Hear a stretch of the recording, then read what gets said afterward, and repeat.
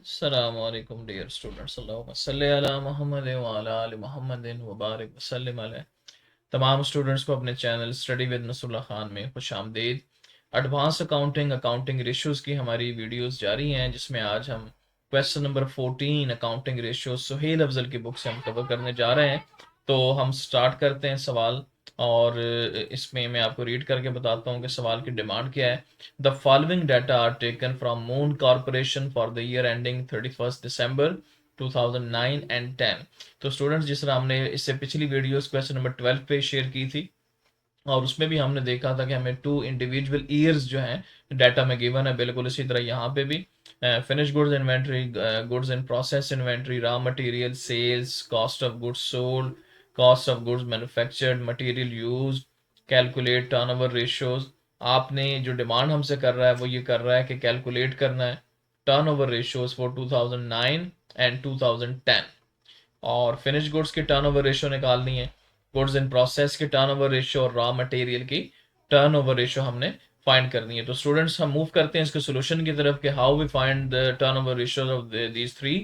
तो स्टार्ट हम करते हैं। सबसे पहला finish goods turnover ratio. Students, इसका जो फार्मूला है वो है cost of goods sold divided by average inventory of finish goods. अब कॉस्ट ऑफ गुड्स सोल्ड क्या हमें सवाल में गिवन है? जी हाँ, हमें सवाल में गिवन है। कॉस्ट ऑफ गुड्स सोल्ड 2009 का भी गिवन है 3,60,000, और 2010 का भी गिवन है 3,40,000। अब हमने इसको डिवाइड करना है average inventory of finish goods.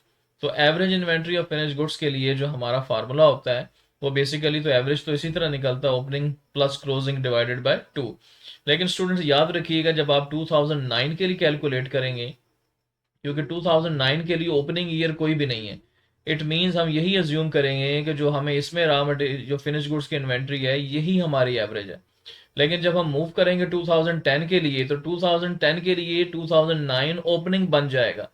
तो लिहाजा एवरेज इन्वेंट्री 2010 में तो कैलकुलेट हो सकती है, यानी कि ओपनिंग प्लस क्लोजिंग।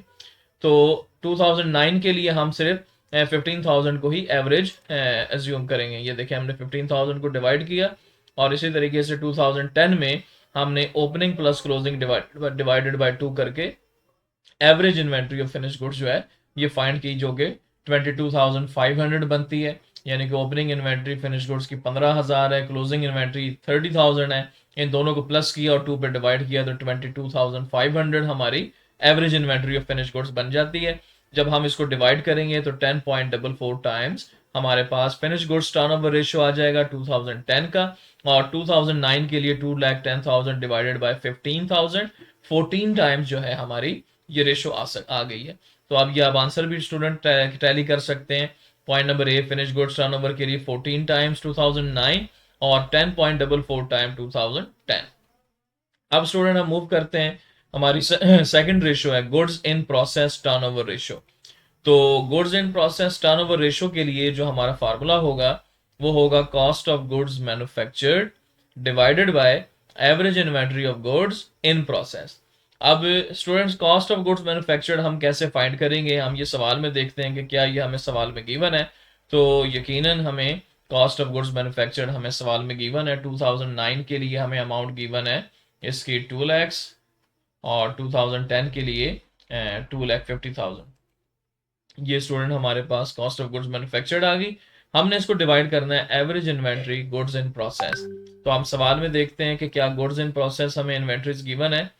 यकीनन हमें गुड्स इन प्रोसेस इन्वेंट्री ये सेकंड नंबर पे गिवन है, 2009 की 40,000 है, और 2010 के भी 40,000 है। अब यहाँ पे एक अहम पॉइंट याद रखिएगा, क्योंकि स्टूडेंट हमने जो रेशियो में डिवाइड करना है वो है average inventory goods in process. अभी जिस तरह मैंने ऊपर फिनिश गुड्स में आपको बताया कि जब हम 2009 की बात करते हैं तो जो गुड्स इन प्रोसेस इन्वेंट्री है, ये जो 40,000 है, हम इसी को एवरेज मानेंगे क्योंकि इसकी ओपनिंग नहीं है, क्योंकि 2009 स्टार्टिंग ईयर है। लेकिन जैसे ही हम मूव करेंगे 2010 के ऊपर, तो 2010 के ऊपर जाएंगे तो 2009 जो है हमारे लिए ओपनिंग ईयर बन जाएगा।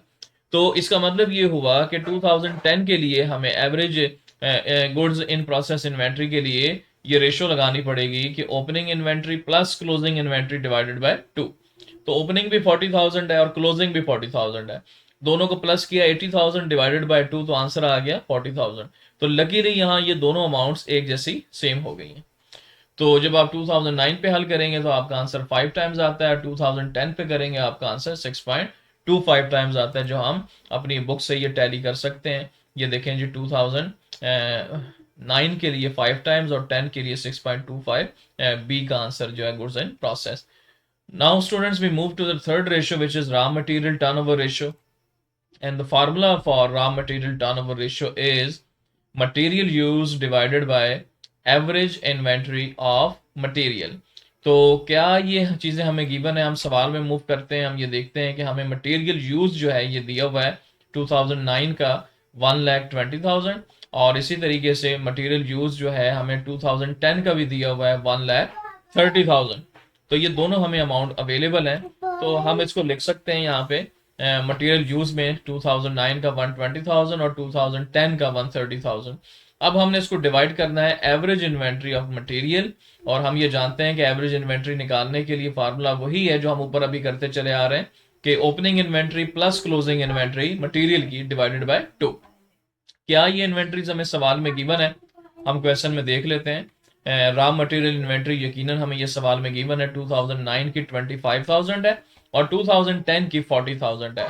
स्टूडेंट यहाँ पे एक दफा बात मैं दोबारा दोहराऊंगा कि रॉ मटेरियल इन्वेंट्री चूंकि हमने फार्मूले में एवरेज इन्वेंट्री लगानी है, तो 2009 के लिए चूंकि हमारे पास एवरेज नहीं निकलेगी, उसकी वजह कि 2009 हमारा एक ही ईयर होगा और इसकी ओपनिंग ईयर नहीं है, तो हम ये अज्यूम करेंगे कि ये जो 25,000 की इन्वेंट्री है यही हमारी एवरेज है, तो हम इसको 25,000 पे ही डिवाइड कर रहे हैं, लेकिन और ये आंसर 4.8 आ जाता है। लेकिन जैसे ही हम ये 2010 की तरफ मूव करते हैं तो 2010 के लिए 2009 ओपनिंग ईयर बन जाता है, तो लिहाजा 2010 में हमें एवरेज इन्वेंट्री निकालने के लिए ओपनिंग इन्वेंट्री रॉ मटेरियल और closing inventory raw material in दोनों को प्लस करना पड़ेगा और 2 पे डिवाइड करना पड़ेगा। ये आप देख सकते हैं वर्किंग में कि opening inventory 25,000 plus closing inventory material की 40,000 डिवाइडेड बाय 2, हमारा आंसर आ जाता है 32,500। और जब हम ये आंसर इसमें पुट करते हैं 1,30,000 को डिवाइड करते हैं मटेरियल एवरेज इन्वेंट्री के साथ 32,500, तो हमारा आंसर 4 टाइम्स आ जाता है। तो स्टूडेंट ये हम बुक से भी आंसर टैली कर सकते हैं कि 4.8 2009 के लिए और 4 टाइम्स जो है 2010 के लिए। ये देखें 4.8 और 4 टाइम्स, तो ये हो गया जी हमारा बुक से तमाम आंसर्स जो हैं टैली हो गए। स्टूडेंट्स बहुत आसान तरीके से तमाम कैलकुलेशन ईजीएस्ट वे के साथ मैंने आपके सामने रख दी। अब भी अगर कोई स्टूडेंट जो है इसमें कुछ सवाल करना चाहता है, अगर उसको समझ नहीं आ रही तो ज़रूर मुझे रिप्लाई करें, अपनी प्रॉब्लम शेयर करें, उसका जवाब मैं दूंगा। अगर आपको मेरी ये वीडियो पसंद आई और आप मेरे चैनल पे नए हैं तो ज़रूर इसको सब्सक्राइब करें, अपने दोस्तों के साथ शेयर करें, ताकि इस तरह की मज़ीद इन्फॉर्मेटिव वीडियोस आप तक आपको मिलती रहें। अपनी कीमती आरा से आगाह कीजिएगा। अगली वीडियो तक के लिए इजाज़त दें। अल्लाह हाफिज़।